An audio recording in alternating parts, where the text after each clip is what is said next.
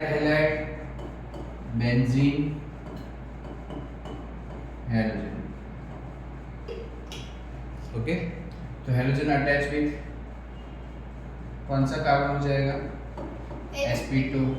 तो halogen attach with sp2 hybridize carbon atom of aromatic ring, benzene ring का carbon direct. Suppose आपने लिखा benzene,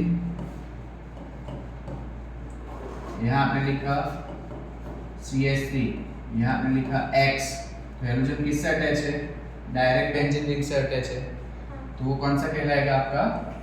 aryl halide. तो definition क्या हो जाएगा? Halogen atom attach with sp2, ये कार्बन आपका कौन सा हो जाएगा?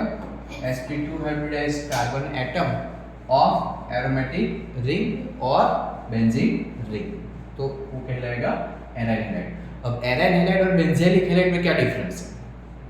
उसमें बीच में एक कार्बन, करेक्ट, तो उसमें बीच में एक कार्बन आएगा फिर हेलोजन आएगा, मतलब बेंजीन कार्बन हेलोजन। जबकि यहाँ क्या है? बेंजीन और सीधा हेलोजन। जबकि बेंजीलिक हैलाइड में बेंजीन आएगा फिर कार्बन आएगा फिर हेलोजन आएगा, बराबर।